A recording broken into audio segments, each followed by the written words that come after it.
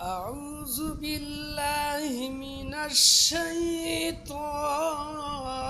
الرجيم।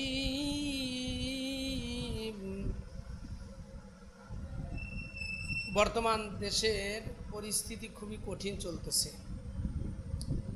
বর্তমান বন্যা চলতেছে, বন্যায় অনেক জায়গায় ক্ষয়ক্ষতি হচ্ছে। তো আমি এই দেশের, বিশেষ করে আমাদের বাংলাদেশে যে ক্ষয়ক্ষতিগুলো হচ্ছে, যাদের আল্লাহ তাআলা তৌফিক দান করেছেন, যেই সমস্ত দেশগুলোর ভিতরে ক্ষয়ক্ষতি হচ্ছে, বন্যায় কবলিত হচ্ছে, এই সমস্ত দেশগুলোতে আপনারা ইনশাল্লাহ অবশ্যই সহযোগিতার হাত বাড়িয়ে দিবেন।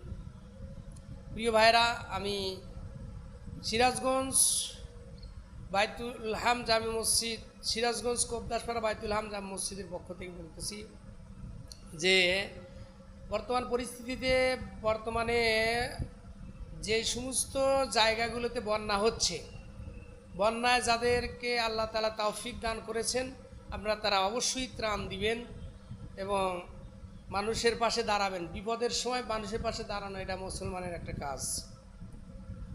তো প্রিয় ভাইরা, আমরা দেখতে পাচ্ছি বিভিন্ন জায়গায় ক্ষয়ক্ষতি হচ্ছে, বিভিন্ন জায়গায় সমস্যা হচ্ছে।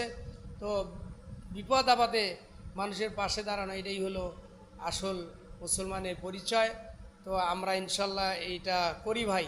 আল্লাহ তাআলা আপনাকে সামর্থ্য দিয়েছে, আপনি তো দুনিয়ায় বেশি দিন থাকবেন না ভাই, এগুলোই তো কল্যাণের কাজ করে যাবেন। টাকা পয়সা নিয়ে কি কেউ কবরে যেতে পারবে?